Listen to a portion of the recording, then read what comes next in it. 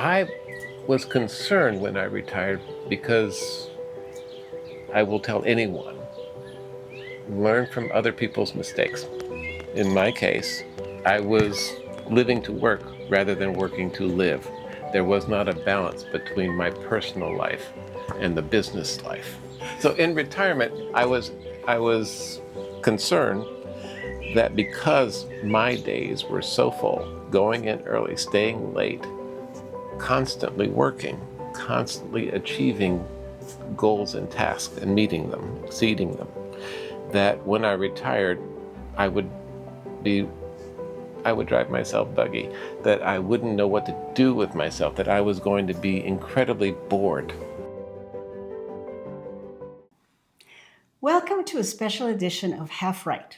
I'm Tony. And I'm Rick. While we were visiting family in North Carolina, we ended up having a couple of interesting conversations about retirement, purpose, and figuring out the next chapter of life. When people prepare for retirement, they usually focus on finances, healthcare, and travel plans. But what about preparing to lose the identity that a career gave to us? That's the part nobody warns us about. Our brother in law, Dan, is an architect. He recently retired from his role in historical and environmental preservation. We'll let him explain exactly what that is. Think of me as a historic preservation compliance officer. Uh, as a historical architect, I would understand what the period materials and methods of constructions are that went into this historic property and how to repair and maintain them best, the optimal way of preserving them for generations to come. And by compliance officer, my clients were often federal, FAA, NASA, federal highways, Army, Navy, Air Force, Marines, National Park Service. So in order to ensure that their projects were compliant with the federal regulations governing historic properties, I would offer advice. Think of me as a compliance strategist, how to get from point A to B the absolute quickest and still meet your mission. I think most people picture preservation as fixing old buildings, but it's really about protecting meaning. Exactly. And when Dan started working at Arlington National Cemetery, the history there turned out to be a little more complicated than he expected.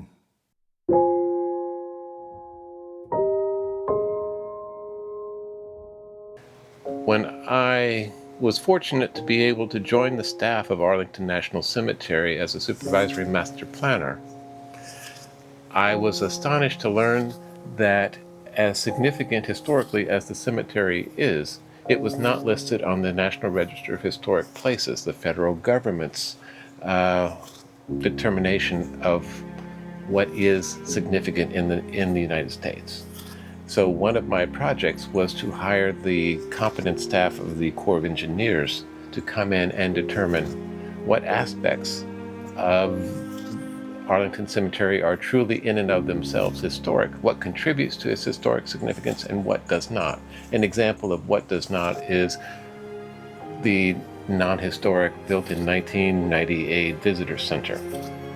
But every headstone that goes into the ground, every statue, the landscaping that contributes to the historic interpretation of a statue, such as the pine trees from the Argonne Forest by the Argonne Monument. Uh, all of that is now recognized at the federal level. I hadn't realized how much a historical site is judged not by age, but by what actually contributes to its story.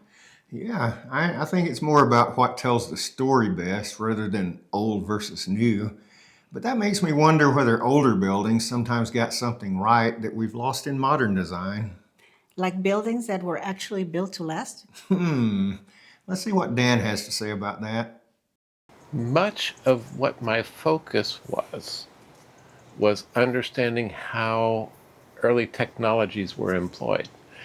The earliest concrete structures, when there were no or very few concrete structures to compare to, when this was new, they were experimenting. Now that it's been 100 years or 150 years, We don't know exactly how they put it together. We have to understand how that is in order to prepare to maintain and preserve that history. And if we want to add on to it, new materials have to be compatible with the old ones so that the new properties or the new extensions of a building, per se, that are built so hard by today's standards don't crush the very soft building that is the historic property. It's easy to reduce historic preservation to old buildings, but what Dan actually protected was memory and meaning. The small details that tell us who we were and, more importantly, what we learned. What a community chooses to keep says a lot about where it's going, not just where it's been.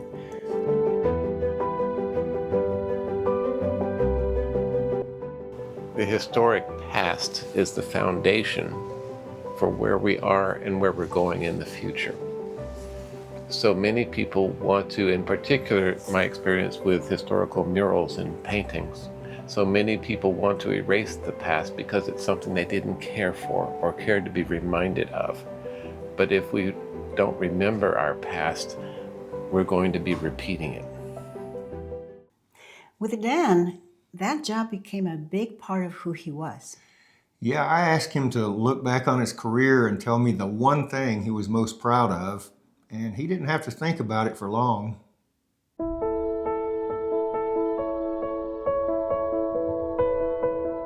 A particular project, a Wounded Warrior project that I led in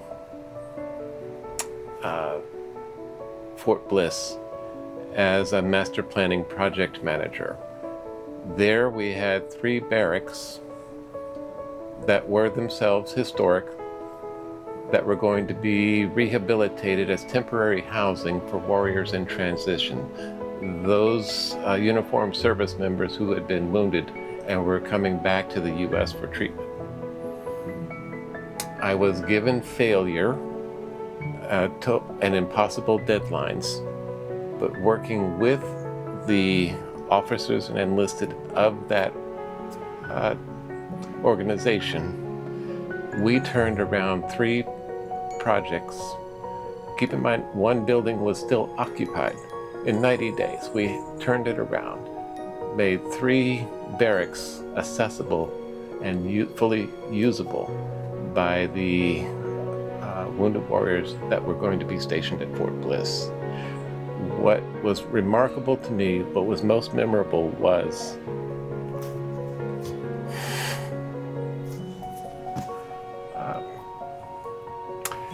that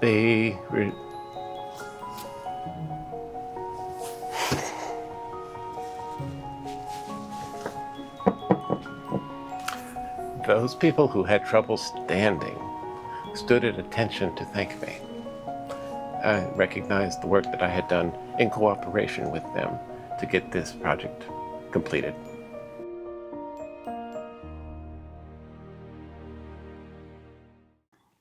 It's a powerful thing to hear from somebody about his career.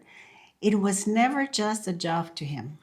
And that's the part that sticks with you. When work and identity get that intermixed, retirement can feel overwhelming. It's a transition. And for some people, that transition starts before they ever turn in the notice. Dan's wife isn't retired yet, but she's already thinking about what comes next. And it just so happens that Dan's wife is also your big sister. Her name is Vero, and I'm very proud of her. She spent a career working as an ultrasound technician, taking care of military personnel and their families. She's not retired yet, but like a lot of people, she's starting to think about what the next chapter might look like.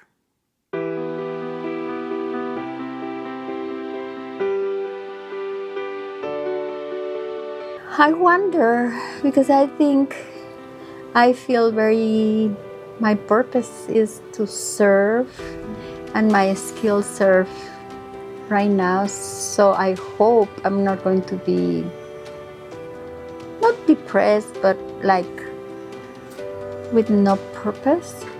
So I have been trying to think about the purpose.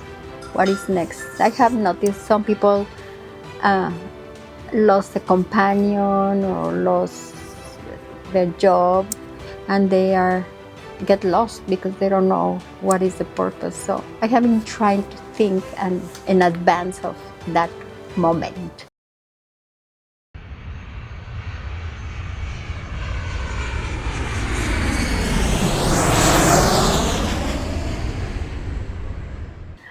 As you know, I want to work probably 3 more years.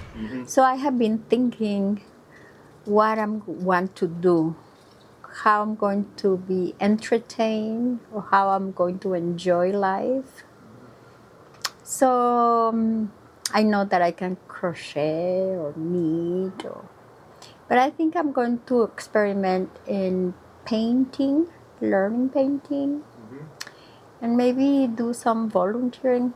I don't know where, but volunteering. And I like to travel, so hopefully travel too. Retirement isn't just about stepping away from work, it's about figuring out what replaces it. Yeah, when the structure's gone, you start asking bigger questions. Like what gives your day meaning, or even how you want to think and feel moving forward. And that's where Vera went in her own direction. She didn't just think about what to do next, she started exploring what's going on up here. Meditation and mindfulness are things that don't show up on most retirement checklists. But maybe they should.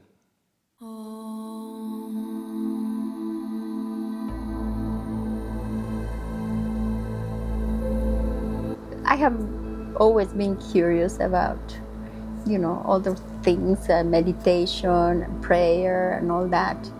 But I bump into a YouTuber in Mexico, and he interviewed this lady. She's from Venezuela, and she talk about neuroscience. And she explained how in meditation, the connections, the synapses in the brain, when you're meditating, they get more connections, and the brain have changed, and your thoughts and your thinking is different. So it caught my attention. I researched a little bit more, and I went a silence retreat for 5 days in North Carolina, and now we're going to go to Japan in a pilgrimage, but we're going to learn that you can meditate by walking, while walking. So that's what I'm looking for. Let's see. So I think I have learned that the way I breathe helps me to lower my anxieties. So it's not that I don't have anxiety, but when I feel like I'm anxious, I start breathing differently in order to control myself. And my day is different. When I start the day meditating 15 minutes at least, my day is so different, so more aligned, or more in peace, more ready for the day. This episode has really been about more than retirement. It's about identity, purpose, and figuring out what still matters when life changes.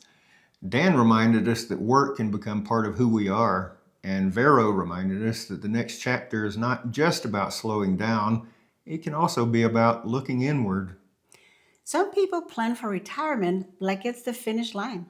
But maybe it's just a new kind of beginning, one that asks different questions. And maybe the real work is learning how to answer them. That's a tall order, but it's also a chance to grow. Thanks for spending this time with us. We'll see you next time on Half Right.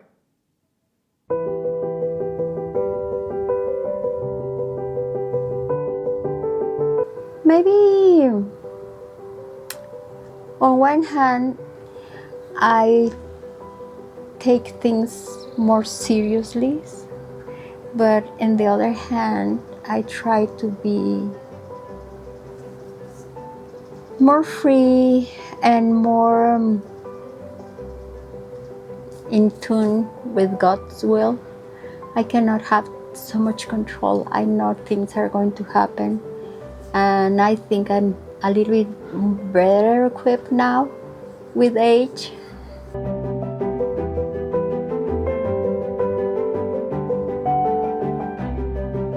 But what I found was my mind works such that I find things to do. Things that never would have risen to a level of concern while I was working have become my focus now that I'm retired.